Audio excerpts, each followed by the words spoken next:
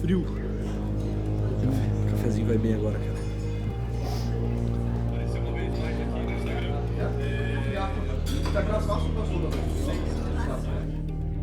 Viktor Frankl é um psiquiatra austríaco, vienense, apaixonado por Viena. Nós estamos aqui na cidade na qual nasceu, viveu e morreu Viktor Frankl. Ele nasce em 1905. Ele quase nasce numa famosa cafeteria aqui de Viena, Café Sille. Ele diz que a mãe dele teve as primeiras contrações numa tarde primaveril numa cafeteria. Viktor Frankl é, sem dúvida nenhuma, uma das maiores personalidades de todo o século XX. Doutor honoris causa 29 vezes, reconhecido 29 vezes. Viktor Frankl morava muito próximo dessa cafeteria, Cafeteria Sille, na qual se reuniam os adlerianos. E desde muito novo, ainda pequenininho, Viktor Frankl frequentava o Café Sille, evidentemente acompanhado dos seus pais, e é muito possível que lá ele tenha começado a ouvir as primeiras reflexões deste que depois veio a se tornar um dos seus grandes mestres, que é Alfred Adler. E lá, muito possivelmente, nasce também a paixão de Viktor Frankl pela pessoa humana, pela psicologia.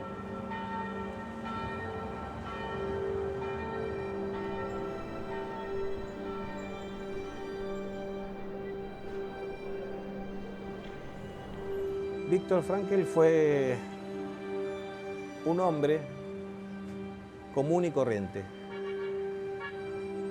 Yo siempre digo que un hombre ordinario, común y corriente, que tuvo una vida extraordinaria. Y eso le da el valor testimonial. Porque si lo definiéramos como un hombre extraordinario, posiblemente ni a vos ni a mí nos serviría como ejemplo. Nosotros no somos extraordinarios. Viktor Frankl nació en 1905 en la capital del imperio más importante de la era moderna, el Imperio Austrohúngaro. Viena, la capital del imperio, era la capital del mundo, la capital artística. En Viena podías encontrar a Otto Wagner, a Rodin, a los grandes escritores, a los músicos. La capital política, el imperio austrohúngaro manejaba la política europea. La capital científica, pensá que Viena había desplazado a París y Londres.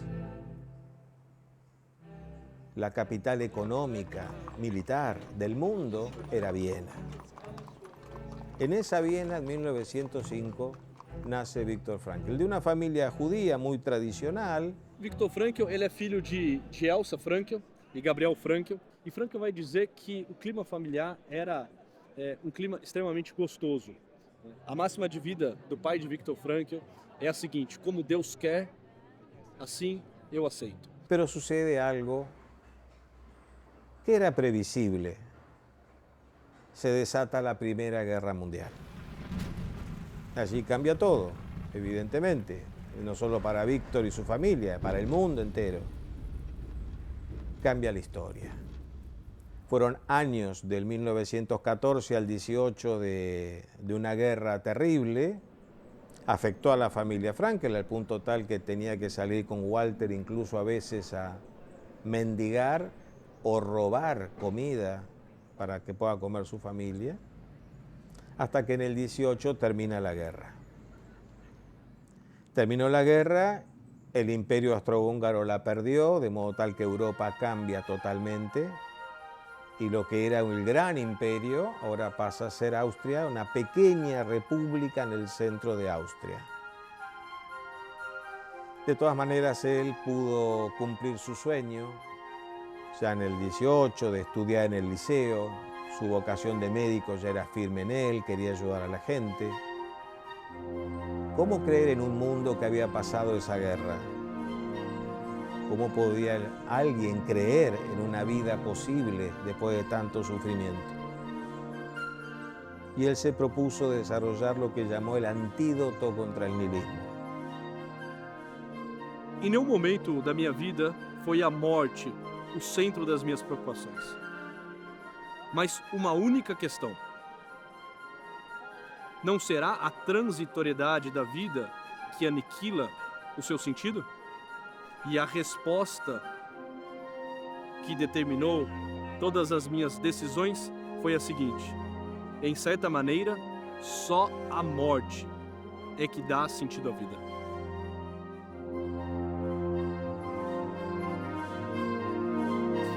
Interessante, né? Viktor Frankl, já muito novo, na sua tenridade, começa a especular sobre o sentido da vida e o quanto esse sentido está ou não atrelado com a finitude. Será ridícula essa vida, uma vez que tudo acaba? Será que a morte e a presença certa da morte não aniquila toda a possibilidade de sentido que há nessa vida? Ou será que é justamente o fato de nós morrermos e sermos finitos que faz com que nesta vida haja um sentido e nós podemos, e não só podemos, nós devemos encontrar? Imagina um jovem especulando sobre questões como essa. Olha que interessante, aqui nós vemos a caveira, como diria Francisco de Assis, a irmã morte, dando as badaladas de uma hora que se encerra, convocando uma nova hora que agora chega, e os apóstolos passando. Isso tudo nos coloca diante dessa reflexão do memento mori, né? Lembra-te que vais morrer. Poderíamos dizer, né? Lembra-te que és etéreo, que és pó, que ao pó voltarás. Essas badaladas marcam uma hora que já não existe mais, uma hora que se encerra. Então logo elas se encerrarem, essa hora nunca mais existirá. Yeah, right here. Look, I'm holding my Prosecco.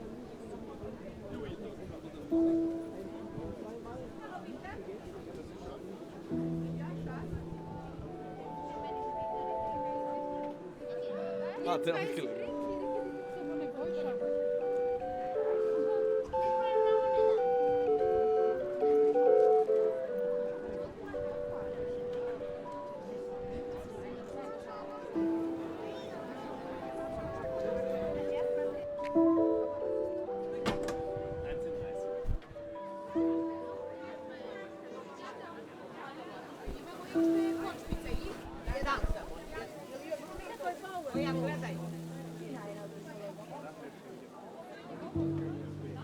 Se recibe de médico y eso le permite acceder a ese nivel de ayuda que él tanto aspiraba. Él quería curar a la gente sin darle medicamentos. Era un sueño que había tenido.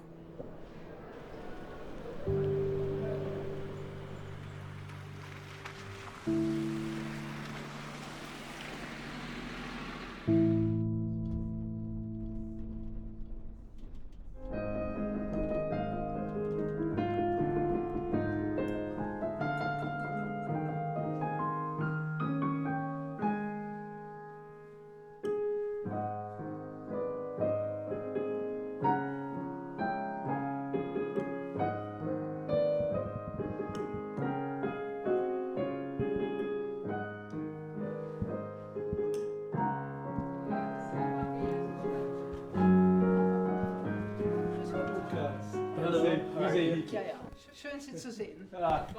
Frankl war ja sehr gut beschäftigt. Ich meine, er hat enorm viel eigentlich geleistet in seinem Leben. Er war Direktor der neurologischen Abteilung der Poliklinik in Wien, hat die ganze Woche über Patienten gehabt und am Wochenende hat nebenbei noch sein ganzes Lebenswerk aufgebaut und Bücher geschrieben, hat an vielen Universitäten gelehrt und so weiter. Aber er hat eine gute Psychohygiene betrieben. Also er hat sehr geachtet, dass er sich nicht überlastet. Er wäre nie in ein Burnout-Syndrom zum Beispiel hineingerutscht. Burnout-Syndrom ist schon bekannt. Ne? Also er ist als Ausgleich zu seiner vielen Arbeit ist am Wochenende in die Berge gegangen, zum Klettern gegangen. Da konnte er gut abschalten. Beim Klettern muss man an jeden Handgriff achten, wo man sich festhält an den Felsen. So. Da kann man nicht an irgendwelche Patienten denken, die einen belastet haben und dann irgendetwas. Also war eine Art Dereflexion. Dereflexion ist vielleicht auch ein Begriff. Nicht? Und außerdem sagt er, auf dem Bergplateau, wenn er dann oben am Gipfel war, hatte er seine besten Ideen und seine genialsten Eingebungen in der Einsamkeit, in der Stille, in der Ruhe.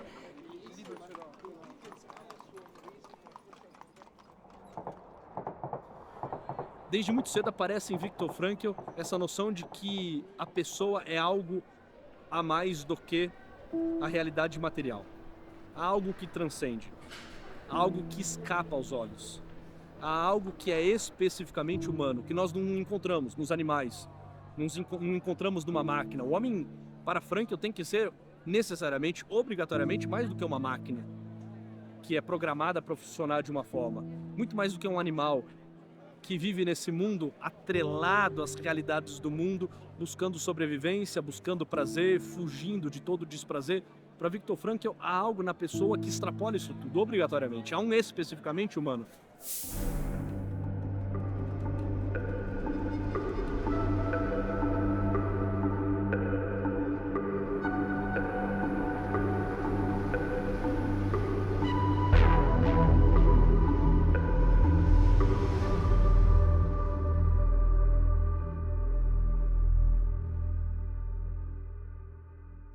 En el año 38 ocurre un hecho terrible que fue la anexión de Austria al Tercer Reich, y eso cambió totalmente la vida de toda la población judía en Viena.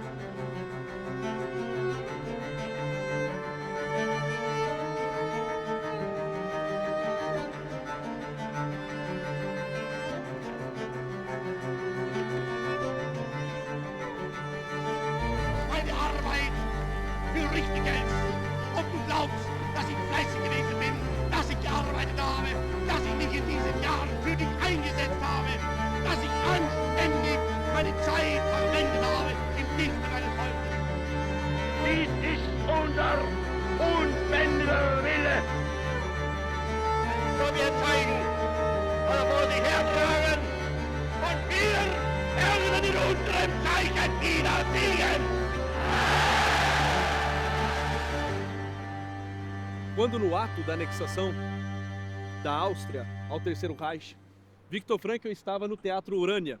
Ele havia sido convidado um dia antes, na noite anterior, para ministrar uma palestra aqui no Teatro Urânia.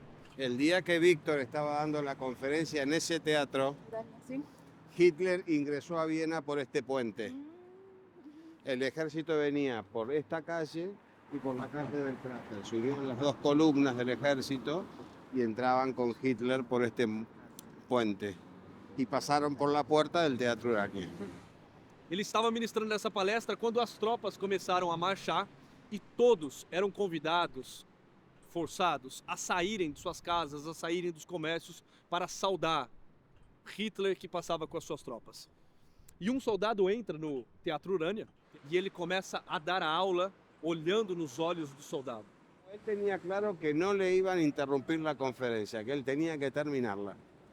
Por eso él se paró así como estamos y terminó dando los 20 minutos de conferencia mirándolo al oficial. Depois de 20 minutos, Viktor Frankl termina o seu raciocínio. Cuando terminó, el oficial se cuadró, se dio media vuelta y se fue. Y él siguió dando su conferencia. Cuando salió, ya había pasado el Führer Y él volvió caminando a su casa, temblando porque se dio cuenta de lo que había hecho, ¿no? ¡Qué locura! Y ahí se encontró a su madre llorando porque a la madre sí la habían sacado a la calle a saludar al Führer.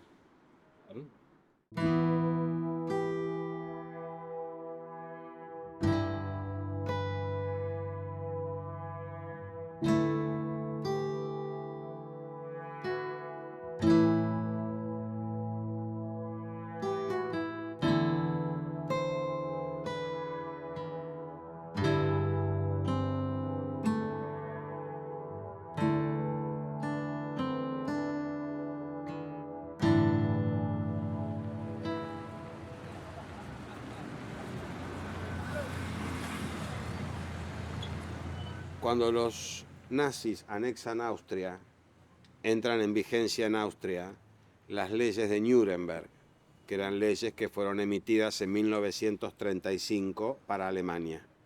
Como Austria pasó a ser parte, queda bajo la misma ley. Esas leyes eran las que le negaban a los judíos la condición de ciudadano, de modo tal que no tenían derecho a nada. Dentro de esas leyes de Nuremberg está la ley de identificación, por lo cual no podía quedar duda de quién era judío y quién no. No podía quedar duda. Nosotros lo que sabemos es la estrella de David. Bueno, la estrella de David. Pero además, a todos los hombres judíos les obligaron a cambiarse el segundo nombre. Víctor se llamaba Víctor Emil Frankl. Todos los hombres judíos por segundo nombre tenían que llamarse Israel. De modo tal que Víctor pasó a ser Víctor Israel Frankl. Y todas las mujeres judías tuvieron que cambiar su segundo nombre por Sara. No tenía que quedar duda alguna de quién era judío y quién no. Esto tenía que quedar clarísimo.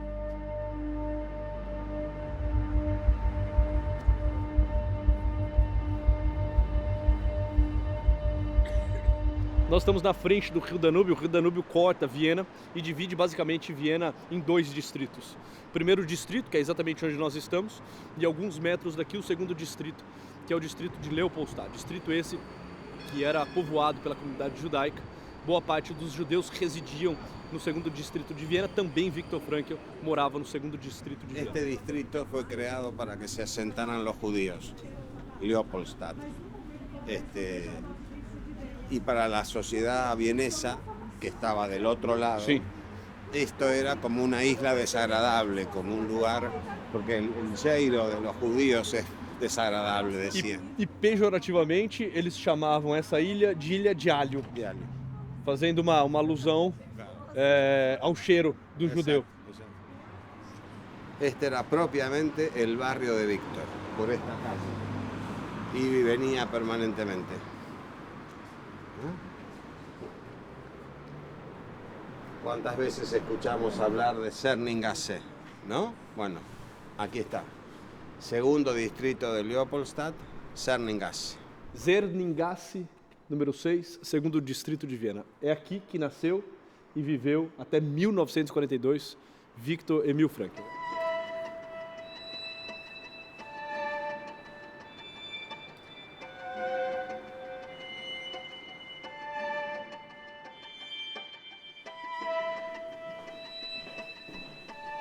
Aqui é o interior da Zerninggasse 6. Viktor Frankl morava no apartamento 25, um destes. Foi neste local que ele nasceu, ficou até 42. Foi aqui que moraram os seus pais, e é desta casa que Viktor Frankl sai para nunca mais voltar como um homem casado, como um homem livre, pois algo dentro de Viktor Frankl permaneceu depois por muitos anos aprisionado.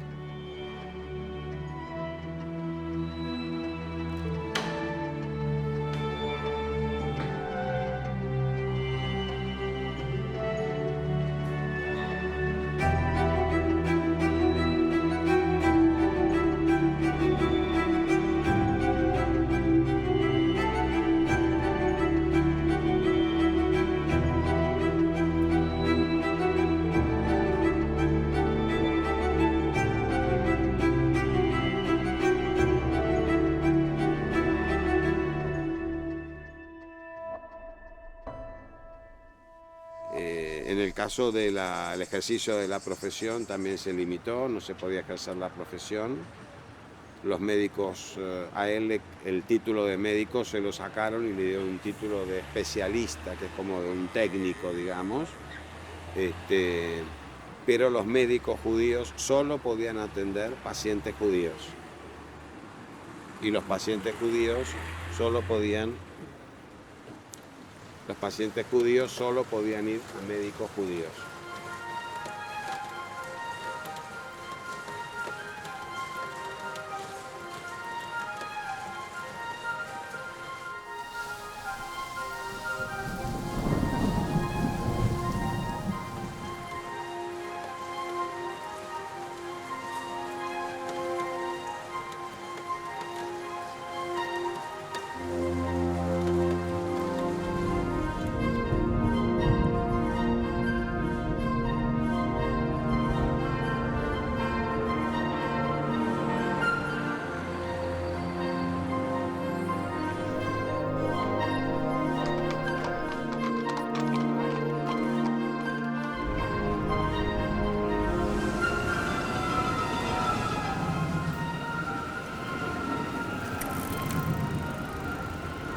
Acá donde se casaron los papás, el 24 de febrero de 1901. Acá empieza la historia de Víctor.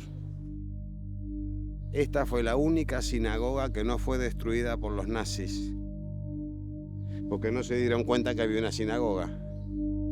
Si no, la hubieran destruido también, ¿no? Pasó desapercibida, por eso esa noche de los cristales rotos, donde destruyen todas las sinagogas, esta fue la única que no fue destruida. Há um grande impasse na vida de Viktor Frankl. Sair de Viena ou não? Ele tinha um visto americano. Como professor, como médico, ele havia recebido um visto americano e ele poderia sair de Viena, fugir da perseguição e desenvolver toda a logoterapia longe da Áustria e longe da guerra que aqui estava sendo travada. Mas, ao mesmo tempo, ele não sabia se essa era a atitude mais sensata, porque aqui em Viena ele tinha os seus pais, Gabriel, Elsa, y Viktor Frankl encontra-se nesse impasse. Los médicos que formaban parte del hospital de la comunidad judía, el Rothschild, los médicos, los enfermeros y el personal de maestranza iban a ser los últimos en ser deportados, porque alguien tenía que atender a los judíos. Y la familia de esas personas también. Por eso Víctor sabía que mientras él fuera jefe de neurología del hospital, ni él ni sus padres iban a ser deportados. Ahora, si él se iba, sus padres inmediatamente iban a ir a la cámara de gas. Pouco tempo depois, Viktor Frankl saiu para dar um passeio. Necessitava estar consigo mesmo, em contato com o seu ser mais profundo para tomar sua decisão. E ele narra o seguinte: e, como disse, eu não sabia o que fazer. Assim, pois, com minha pasta, cobri a estrela amarela que tinha que usar em meu casaco e sentei-me uma noite na maior catedral do centro de Viena. Havia um concerto de órgão e pensei: senta-te, escuta a música e considera toda a pergunta. Descansa, Viktor, pois estás muito distraído. Somente contempla e medita longe da agitação de Viena. Então, eu me perguntei a mim mesmo o que fazer. Devia eu sacrificar minha família pelo bem da causa a qual havia dedicado minha vida, ou devia sacrificar esta causa pelo bem de meus pais? Quando a gente se confronta com esta classe de perguntas, anseia uma resposta do céu.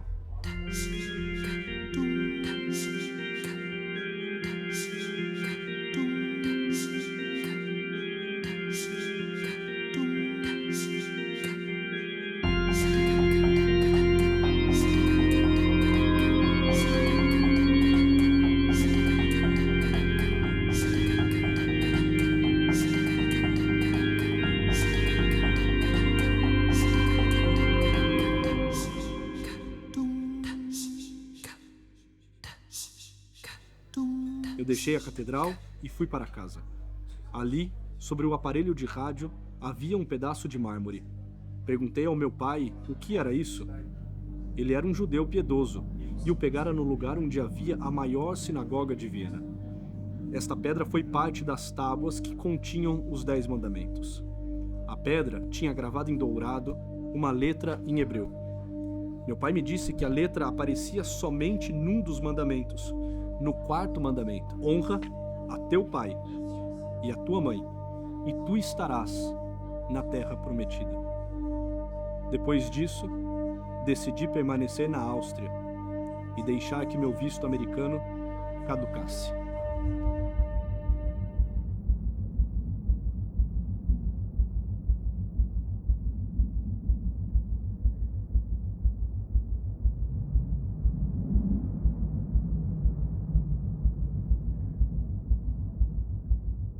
Neste espaço ficava a sinagoga. Em 38 foi incendiada, ficou em escombros. Foi desta sinagoga que o pai de Frankl retirou aquele pedaço de mármore no qual estava talhado um dos mandamentos da lei de Deus. En ese interín se casa con Tilly, su primera esposa. Tilly queda embarazada, pero los nazis no permitían que las judías tuvieran hijos. Es más, una judía embarazada era considerada una alta traición al Tercer Reich. El intento por ensuciar la sangre aria. De modo tal que la mujer judía embarazada era deportada a los campos para que muera trabajando y aborte espontáneamente trabajando.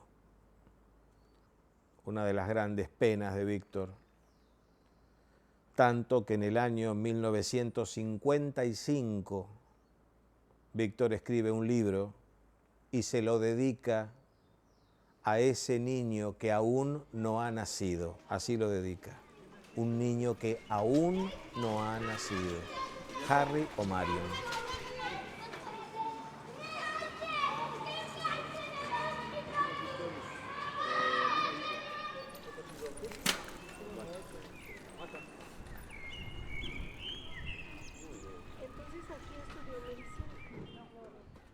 Este é o liceu, colégio em que estudou Viktor Frankl. Por aqui passaram tantos outros, como Freud, Adler. O próprio pai de Viktor Frankl estudou no colégio secundário. Nesse colégio, Viktor Frankl começou a sonhar de fato com a medicina. Por eso esa puerta era una ilusión para Víctor, ¿no? Después, lamentablemente, en el 42, en esa misma puerta tuvieron que ingresar los judíos que eran reunidos en este lugar para ser deportados a los campos, ¿no? Así que, digamos que 2 veces significativa, ¿no? La puerta de Kleine-Sperrklasse número 2. Por essa porta, Viktor Frankl passou, poderíamos dizer, 2 vezes. Uma primeira, ao se tornar aluno do liceu, e uma segunda vez, ao se tornar prisioneiro dos campos de concentração.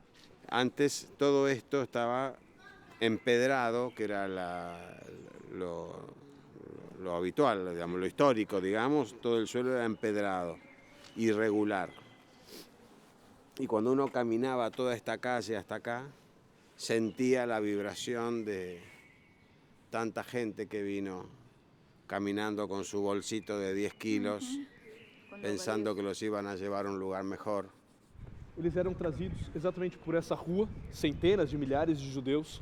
Era possível, inclusive, sentir as pegadas, os passos deles. O chão, a terra tremia. Tamanha era a quantidade de judeus que por dias e dias se dirigia até o liceu. Cientos de miles que vinieron caminando por esta dirección y entraron por esa puerta, ¿no? Con ilusión, porque les decían que iban a ir a un lugar, ya les digo, donde nadie los iba a sacar nunca más de ahí. No, que no lleven nada, porque ellos le iban a dar todo lo que necesitaban, que solo trajeran lo de valor.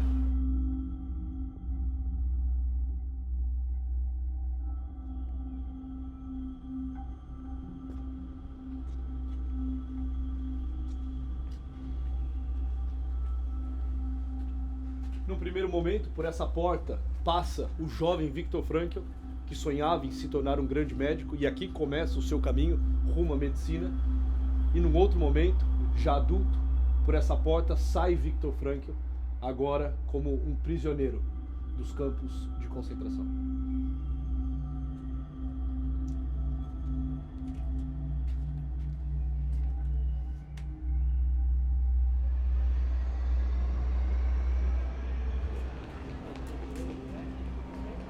Víctor está en Terezín desde el septiembre del 42 hasta octubre del 44. Durante el día podían llegar a cruzarse los esposos con sus esposas.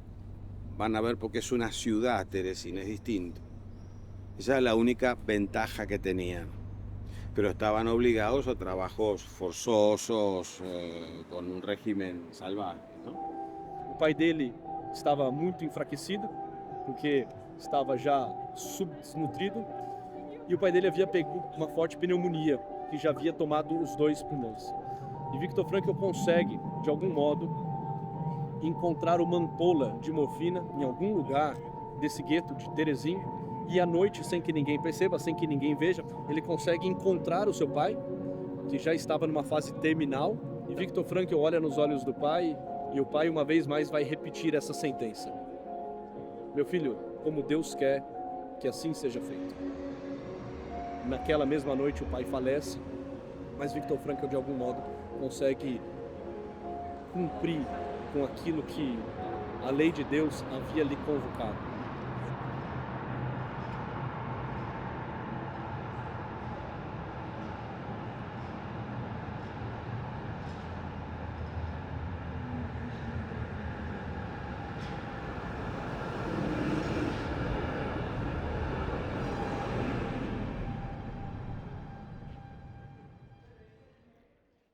Perdidos no metrô da Polônia.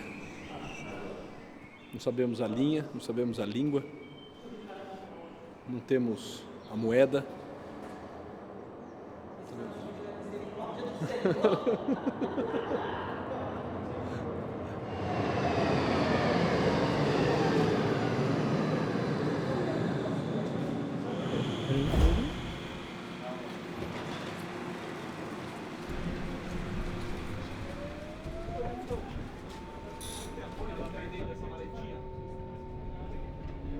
Imagine-se a seguinte situação: o transporte de 1.500 pessoas está a caminho há alguns dias e noites.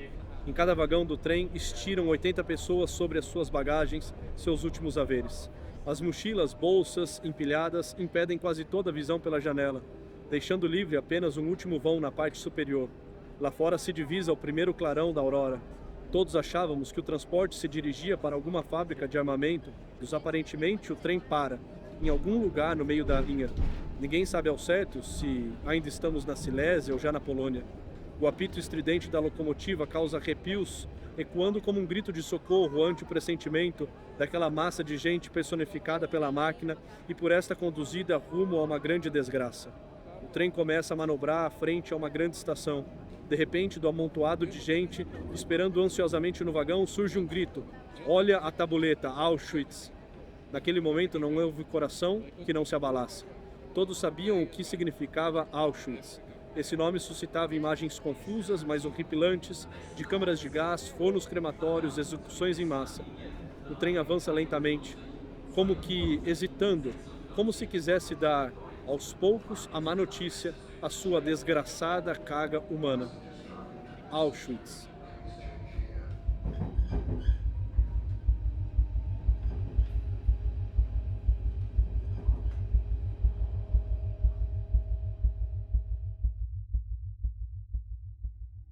Víctor, al entrar a Auschwitz, había lo que se llama una primera selección.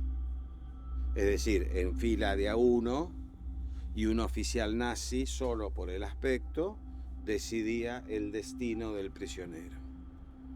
El día que llegó Víctor a Auschwitz, la selección la hacía nada más ni nada menos que el doctor Joseph Mengele, uno de los más salvajes nazis que hubieron en los campos, ¿verdad?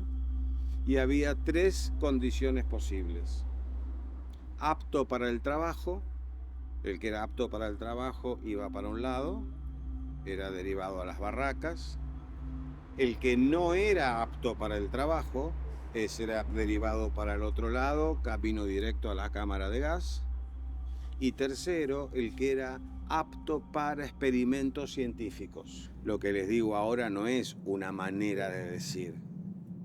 ¿Qué pasa si a una mujer embarazada le inyectamos gasoil? A ver qué pasa con el gasoil. Hoy se murió. Bah. Y así eran los experimentos, ¿eh? Eran una cosa que hoy diríamos, pero absurdo. Bueno, entonces Víctor llega a Auschwitz y pasa por esa selección.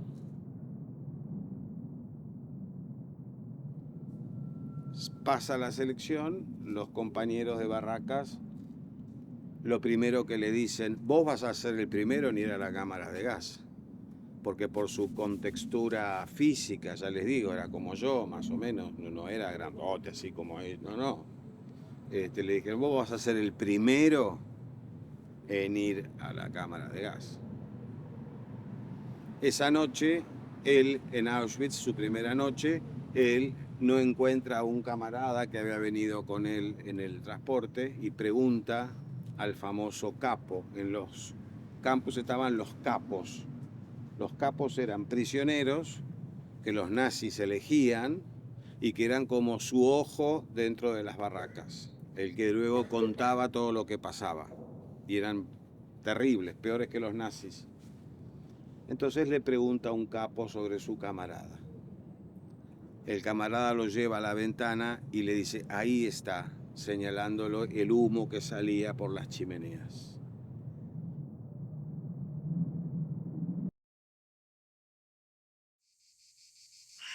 Dice Víctor que esa noche él no pudo dormir pensando cómo salir de ahí adentro. Y reconoció que había solamente 3 posibilidades. Como humo por las chimeneas, que era una manera de salir del campo, arrojándose contra las alambradas electrificadas, que era la manera de suicidio que había en Auschwitz, o sobreviviendo. Salir como humo no era una opción, no lo iba a decidir él, de modo tal que le quedaban 2. Tirarse contra las alambradas ou sobreviver. Deitado, ele vai colocar uma mão sobre o seu peito, com a outra ele irá apertar esta que deita sobre o peito e ele irá fazer um firme compromisso consigo mesmo. I will not run into this wire. I promise from one hand to the other hand that I will survive, I will get away. Y dice que esa noche se prometió a sí mismo nunca, jamás tirarse contra las alambradas del campo.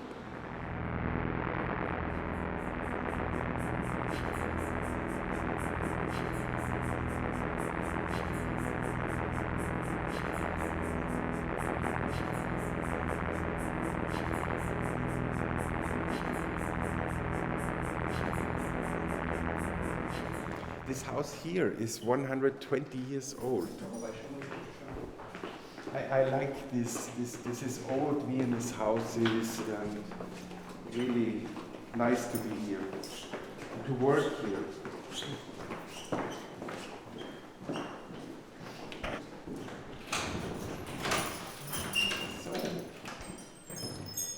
please, if you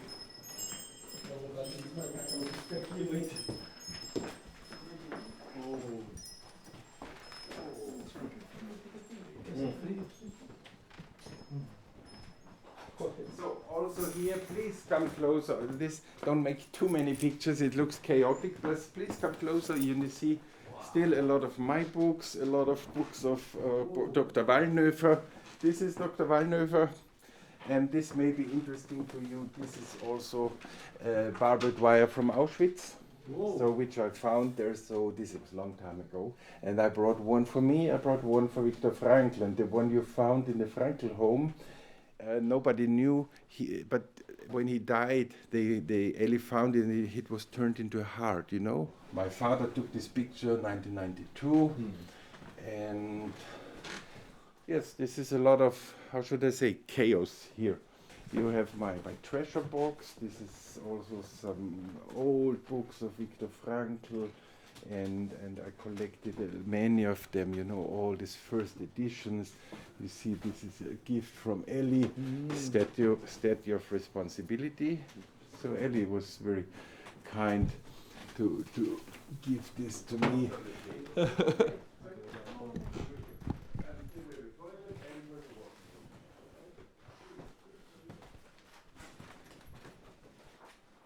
Olha que foda.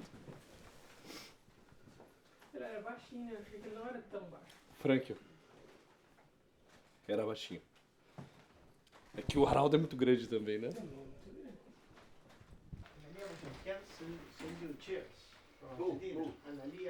Analia, thank you very much. Obrigado.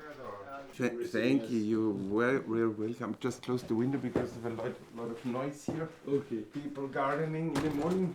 So, being a medical student at that time, which I was very fond of, brought me from the city of Graz to Vienna, and I found a very, very little flat. The flat was smaller than this room, only 12 square meters. So I chose to take this flat because it was near to the hospital and to university, and it had no shower. So it was common in that time that people went to sort of saunas to get showers or to have a little bath of sauna, steam bath. And I went there and asked, I'm not able to afford your price for the sauna because it was expensive, but I give you some shilling at that time. Would you let me shower in your showering room? I said, okay, a nice guy, older man, Mr. Pokorny, and he said, you poor student, just go in there, you don't have to pay, go on, come on showering. And one day he detected that I was studying medicine, interested in psychiatry, psychology, and so on, and he said, do you know, Professor Frankl is also guest in my sauna. And I said, Frankl, Viktor Frankl, yes, I have heard that name once, but I am ashamed today. And then I waited for almost 1 year, said I could not go down to disturb him, this famous man. I read his books and I thought about him. And on 30th of January 1987, I went down. He came here every Friday at 12 noon on the point, on the minute. And I saw a little man just with a shirt and getting off his clothes, and I went there and said, it should be Viktor Frankl. I went there and said, excuse me, my name is Harald Mori, I'm a medical student. Are you Professor Frankl? Yes, didn't know him. And he said, yes, why? And he was really not fond of that. And I said, yes, I'm studying medicine and I'm here and I would like to ask you some questions if you allow me. And he looked at me and said, yes, okay, come with me. And it took me about 30 seconds to get off all my clothes. And I followed him into the sauna. And so to say, like Frankl said when he met Sigmund Freud in the Berggasse, he said, I followed him. And I became a follower of Sigmund Freud. So I followed Viktor Frankl in the sauna. So I became a follower of Viktor Frankl. Frankl salió de la universidad y delante suyo iba caminando un señor unidoso. Frankl intuyó que podía ser el profesor Freud. Con timidez dijo, lo voy a seguir hasta la esquina de la calle Bergasse. Si en la calle Bergasse dobla, posiblemente sea Freud. Lo siguió el recorrido que hicimos nosotros hasta esta esquina y ese señor dobló. Dijo, debe ser Freud. Lo voy a seguir. Si se detiene en el número 19 de la calle Bergasse, es Freud. Dobló por la calle Bergasse y lo siguió hasta el número 19. Cuando este señor se detiene en el número 19 y pone la llave para abrir la puerta, no tuvo dudas, es el Dr. Freud. Se apuró el paso, lo intercepta y le pregunta, ¿usted es el profesor Freud? Freud dice que lo miró de arriba abajo y le dijo, sí. Víctor, con pudor, le dijo, mi nombre es Viktor Emil Frankl, pensando que Freud le iba a decir, ¿y usted quién es? ¿Quién lo conoce? Dice que Freud lo miró fijamente y le dijo, Viktor Emil Frankl, Cerningasse 6. Interior 25, segundo distrito, Leopoldstadt, Viena. Conocía de memoria su dirección postal por las tantas cartas que Frankl ya le había enviado, ¿no? Dice que eso significó que se relajaron los dos, estuvieron charlando un rato, mantuvieron la correspondencia epistolar, pero que él ya en ese momento tuvo una pena muy grande. Le hubiera gustado conocerlo mucho antes. Siguió admirándolo, pero bueno, lamentablemente él decía, la deportación significó que todo el archivo que él tenía con las cartas de Freud fueron destruidas por la Gestapo, ¿no?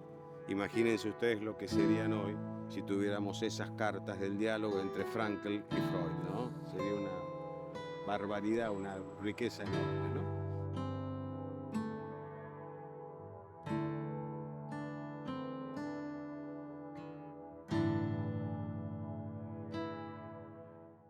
If you go to Prague, beside the city hall, the old city hall, Rathaus, you find the statue of Rabbi Löw. You know the story of Rabbi Löw?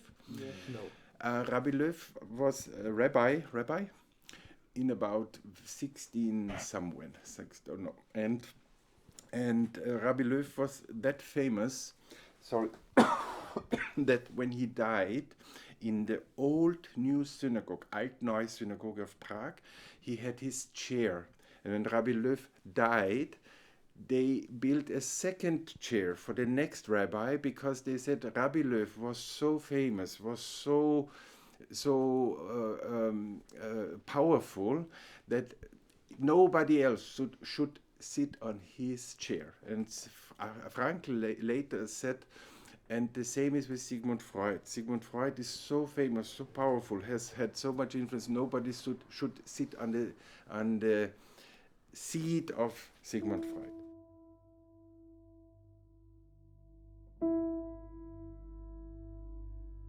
Sigmund Freud afirmou em certa ocasião: imaginemos que alguém coloca determinado grupo de pessoas bastante diversificado numa mesma e uniforme situação de fome. Com o argumento da necessidade imperativa da fome, todas as diferenças individuais ficarão apagadas e, em seu lugar, aparecerá a expressão uniforme da mesma necessidade não satisfeita. Graças a Deus, Sigmund Freud não precisou conhecer os campos de concentração do lado de dentro. Seus objetos de estudo deitavam sobre nobres divãs de pelúcia desenhados no estilo da cultura vitoriana e não na imundície de Auschwitz. Lá, as diferenças individuais não se apagaram, mas, ao contrário, as pessoas ficaram mais diferenciadas. Os indivíduos retiraram suas máscaras, tanto os porcos como os santos.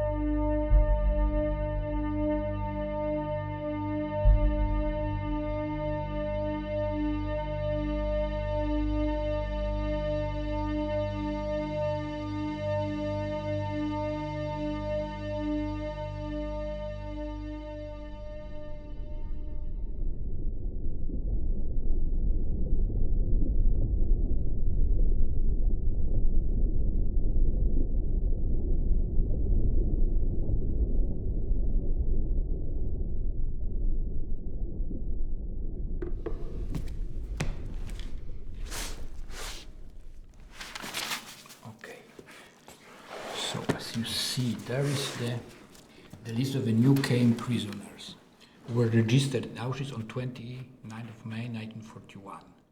They were deported from Warsaw, and here we have the numbers given to prisoners.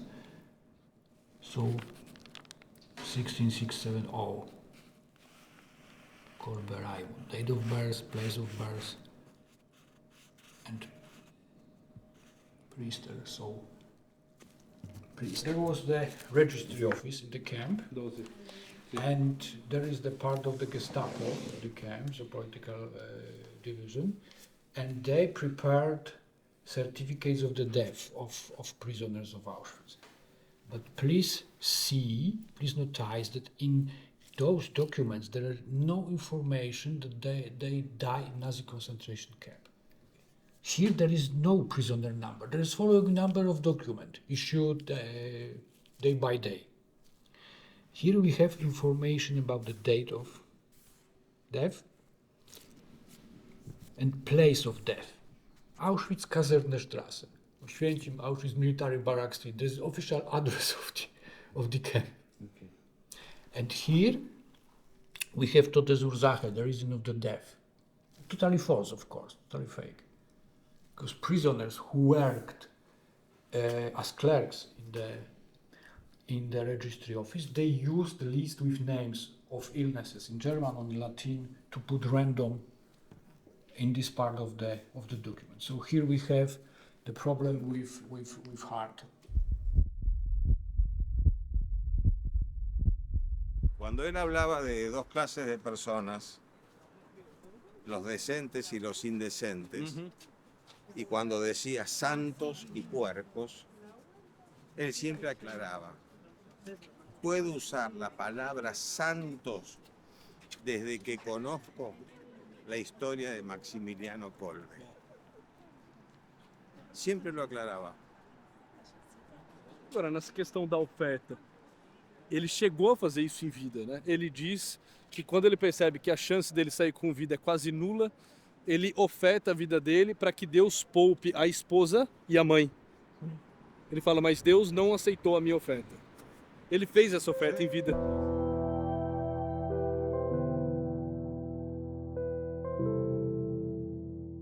In the concentration camp you also found all types of characters. You found people who were okay, people who were supportive, people who were correct, and you found criminals also in the comrades, and you found which people did not like to hear. You found somehow bad people who were as bad as the SS was. In der Jugendzeit war mit einem sehr nihilistischen Menschenbild konfrontiert. Das war eigentlich der Punkt.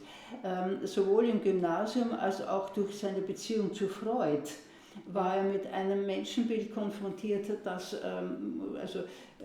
wo der Mensch nichts als ist. Also sozusagen entweder nichts wie ein besserer Computer oder nichts wie ein nackter Affe. Also immer eine Art Abwertung des Menschlichen, nur auf Triebe und nur auf das, wo der Mensch erzogen worden ist und wie erzogen worden ist. Also immer eine Abwertung. Und das hat ihn eine Zeit lang sehr gequält. Ne? Und aus diesen eigenen Erfahrungen heraus, dass das etwas Destruktives ist, hat er sich eben selbst herausgezogen, indem er gesagt hat, das muss falsch sein. Das ist ein grundfalsches Menschenbild. Dass der Mensch ist mehr als all das, was man ihm da unterstellt hat. Und so kam er eigentlich auf das spezifisch Humane, auf die geistige Dimension. Also aus seiner Frustration, dass dem Menschen eben diese Geistigkeit abgesprochen wurde und der Mensch auf ein tierisches Niveau reduziert wurde, sowohl von seinen Professoren im Gymnasium, also besonders auch von Freud. Aufgrund dessen hat er in einer Art Rebellion dann sein würdigeres Menschenbild entwickelt und eben dem Menschen diese geistige Dimension und diese Geistbegabung zugesprochen, die die Würde und den Wert des Menschen ausmachen, bedingungslos.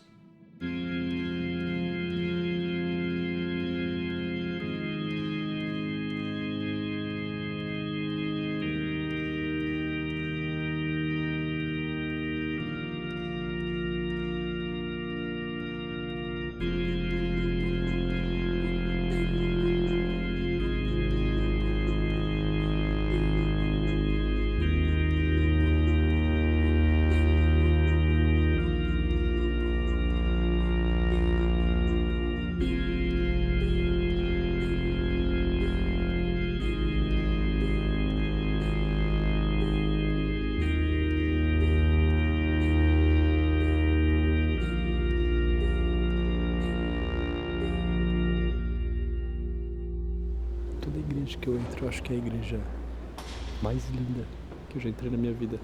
Nesse momento, essa foi a escolhida. É a mais linda que eu entrei em toda a minha vida.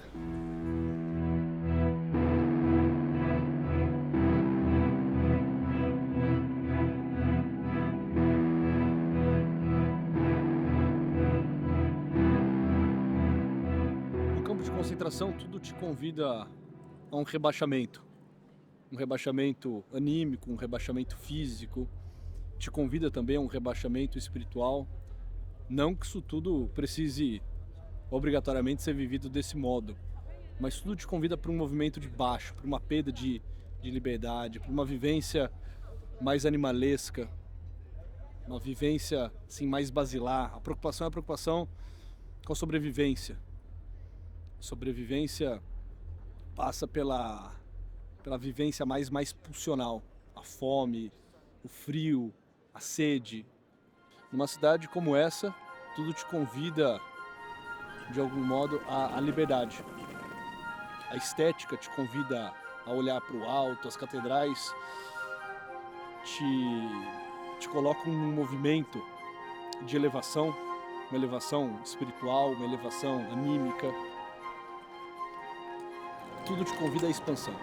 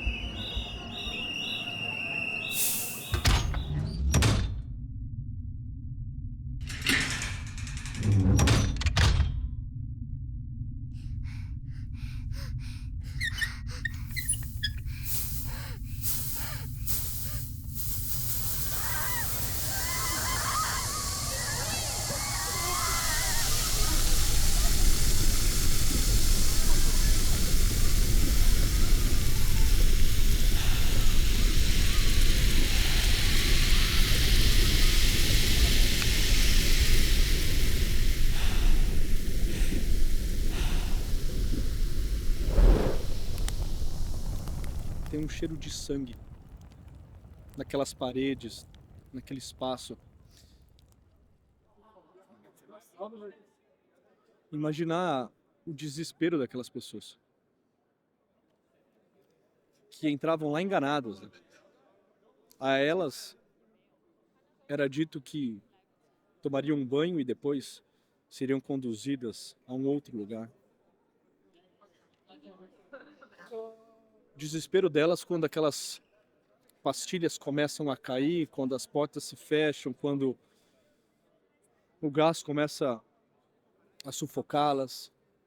Crianças, mulheres, idosos, famílias.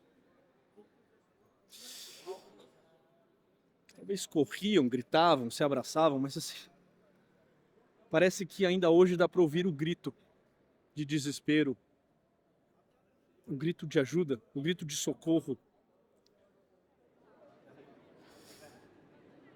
In the concentration camps, especially in Auschwitz, you know, when people arrived, people were brought to what was called the so-called Brausebad. Brause means the shower.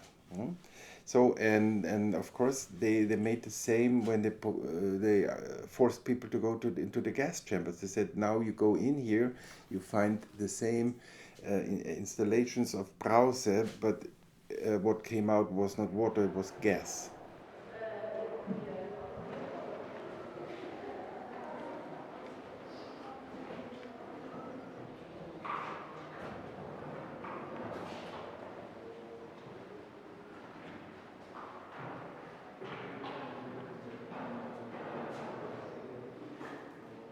Después de que están todos muertos, hay una pequeña puertita a los hornos. Y de los hornos salen vagones con las cenizas, que muchas las usaban para fertilizar los campos.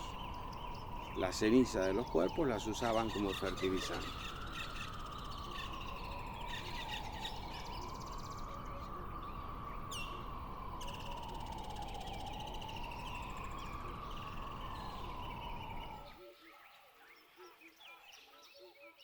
Usaban todo. La ceniza como fertilizante, el cabello, particularmente el de las mujeres, que suele ser más sedoso y más fino, lo usaban para hacer los cuellos de los uniformes de los oficiales, porque queda como seda el tejido. La grasa, famoso para hacer jabón, la grasa de los cuerpos para hacer jabón. Antes le sacaban todas las prótesis, los dientes de oro, todo le sacaban. Las cámaras de gas tienen en el techo unos agujeros, ya va a explicar la guía, por donde los encerraban y por ahí tiraban el gas. El gas eran pastillas que al caer al piso caliente se empiezan a emanar gas y más o menos en 15 minutos están todos muertos.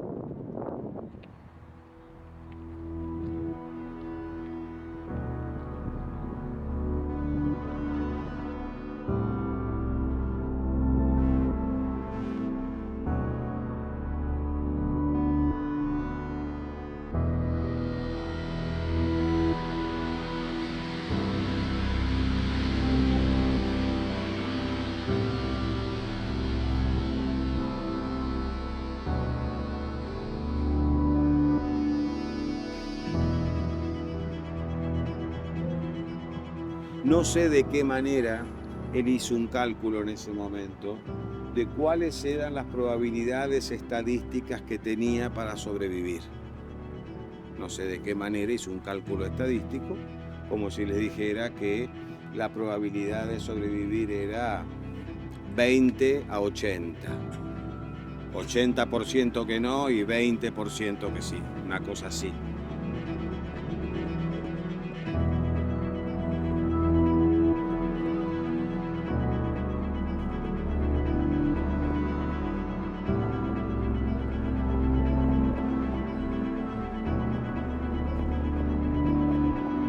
Decía a sí mismo, mientras estés vivo, vas a vivir como si las oportunidades de sobrevivir fueran del 100%.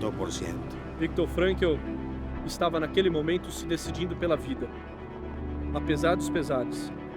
Sim à vida, apesar de tudo. Nein, er hat die Logotherapie schon in den 1930er Jahren entwickelt.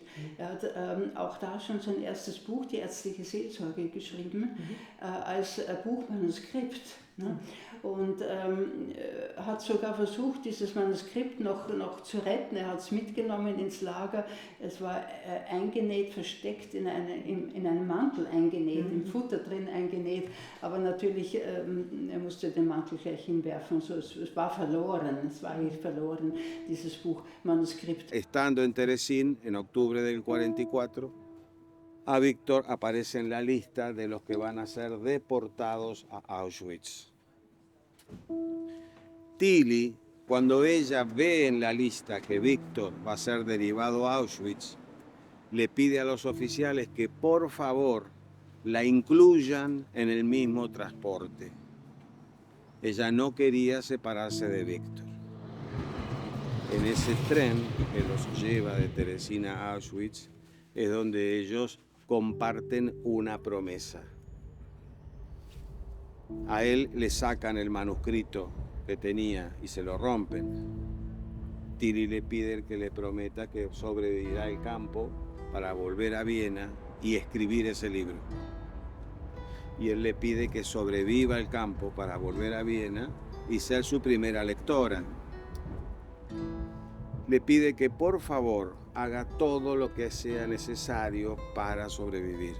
Lo que no sabía ella es que al llegar a Auschwitz eran separados hombres y mujeres. E numa noite, ele percebe que está sendo tomado por uma forte febre. Nesse momento, Viktor Frankl pesava em torno de 40 quilos, já estava todo carcomido, já estava desnutrido, fraco, e ele percebe que ele começa a entrar num delírio, e ele, como médico, diz que é certo, que se ele dorme, morre.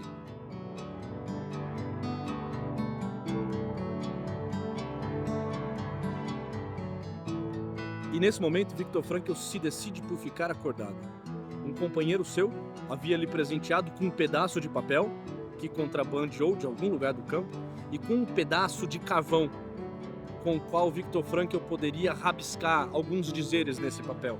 E ele diz que nessa noite dramática ele começa a reescrever o seu manuscrito perdido. Gramm, also die wichtigsten Punkte, die er in dem verlorenen Manuskript drin hatte, also im Gedanken, falls er überleben würde und falls er das Buch nochmal schreiben könnte, dass er einen Anhaltspunkt hätte. Ne?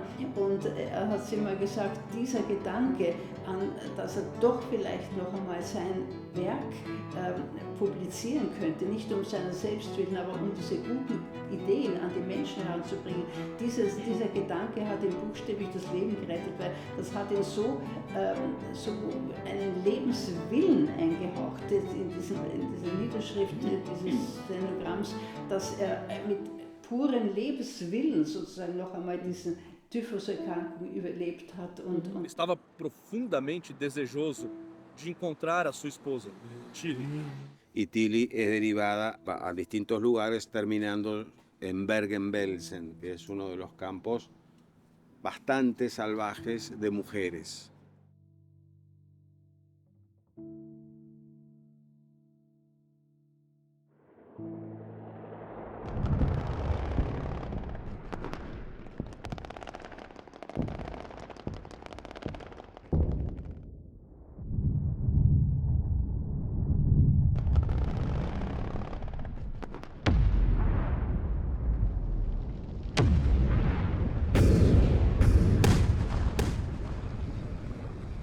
Ya por entonces el ejército alemán empieza a perder la guerra contra los rusos. Y los rusos, que los alemanes los habían llevado prácticamente hasta San Petersburgo.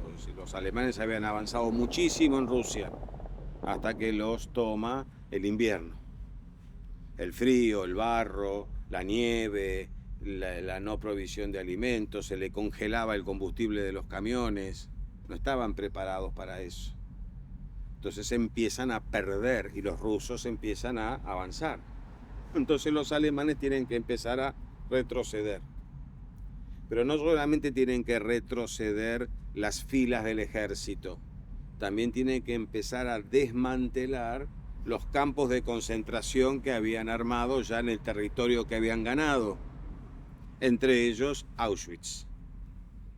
Tienen que empezar a desmantelar Auschwitz. Entonces ahí empiezan a destruir Auschwitz y a los prisioneros a derivarlos a Alemania, a Dachau. Algunos vienen caminando, literalmente tuvieron que ir caminando desde Auschwitz hasta Múnich, caminando.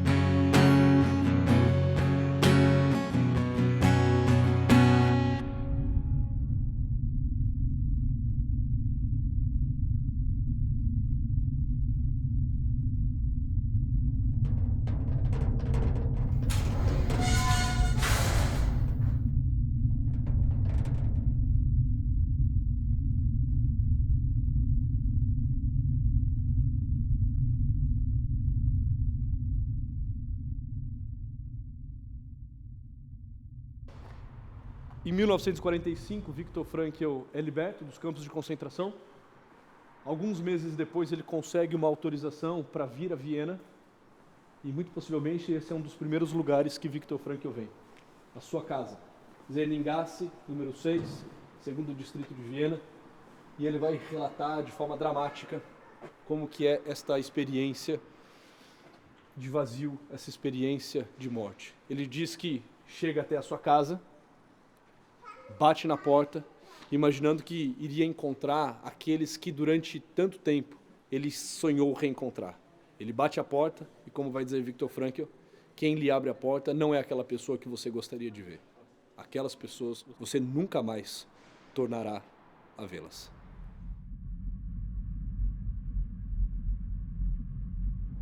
Tudo perdeu peso e importância.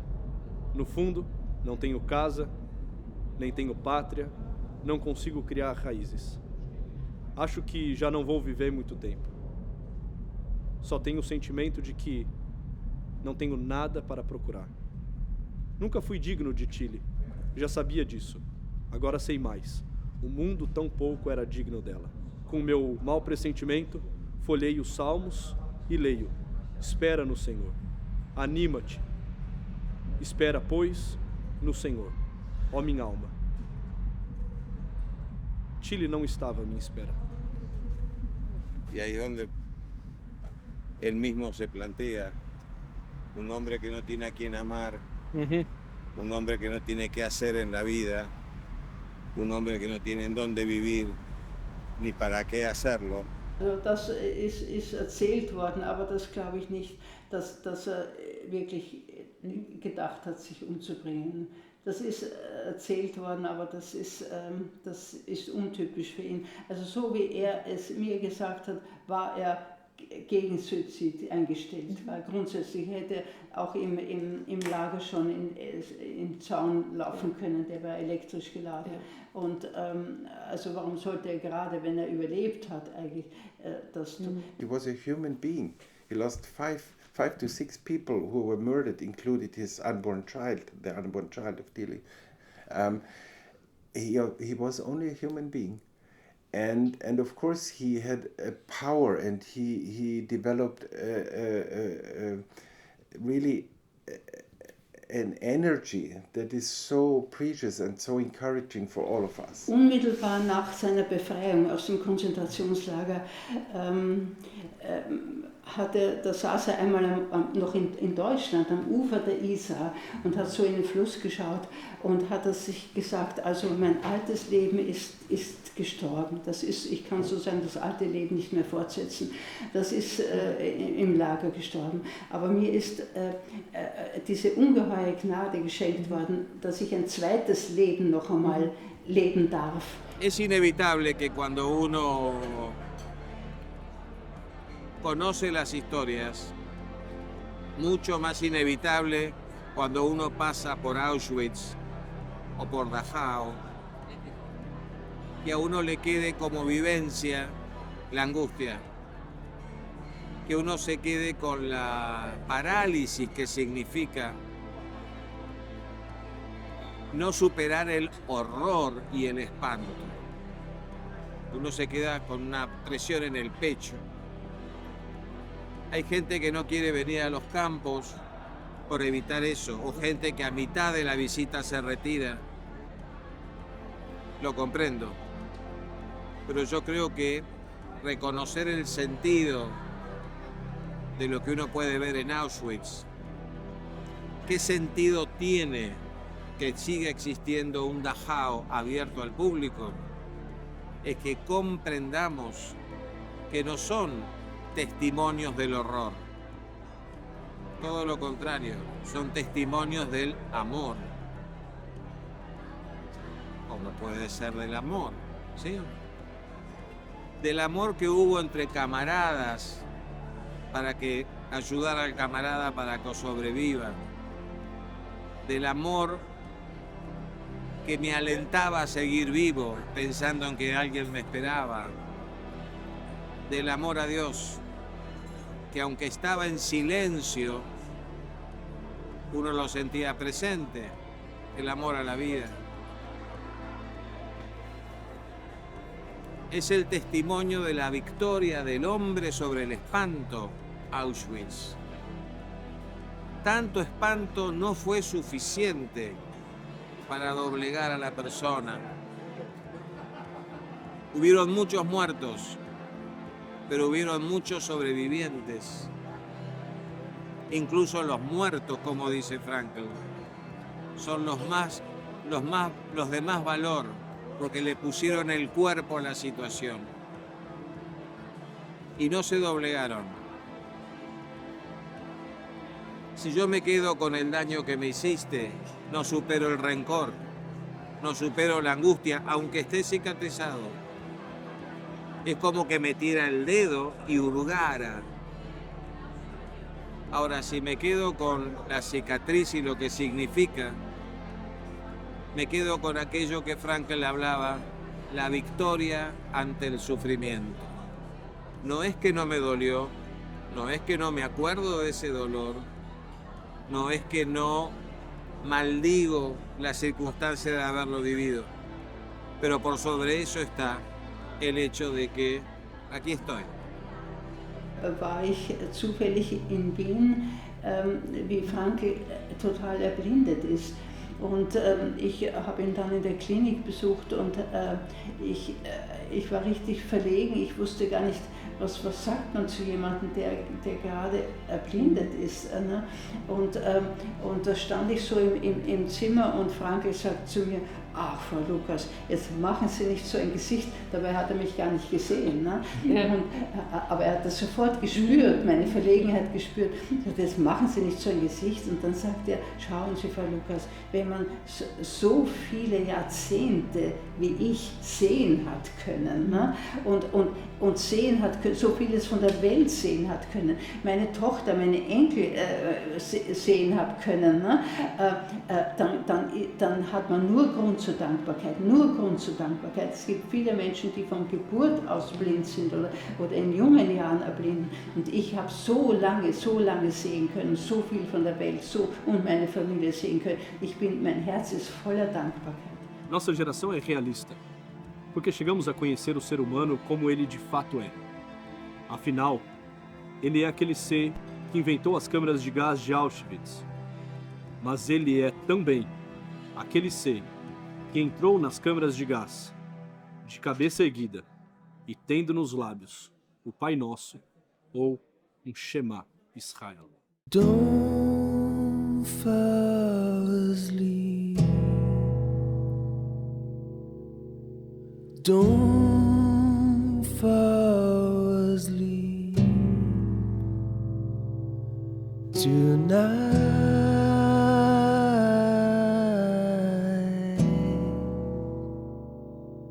Tonight.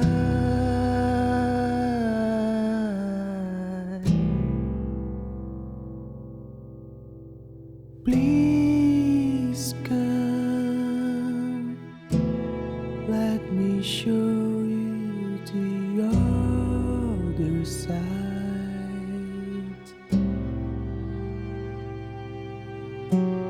Please come, you just have no place to hide.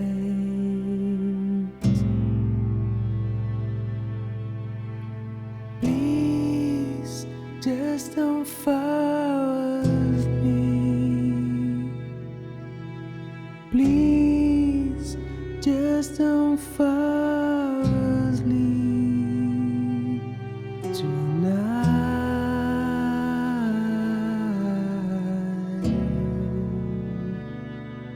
Tonight.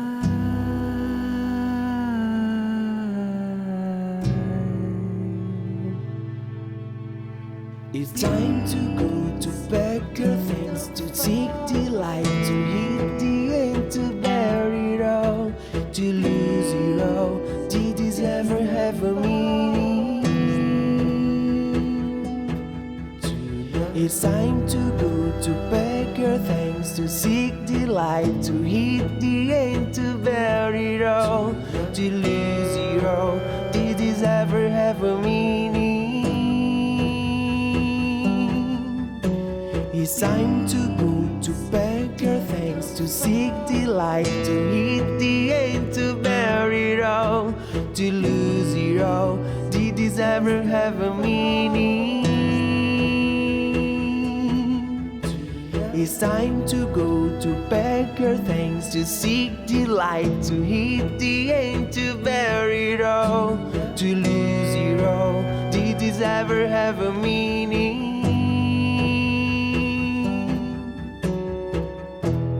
Don't fall asleep. Don't fall asleep. Survive.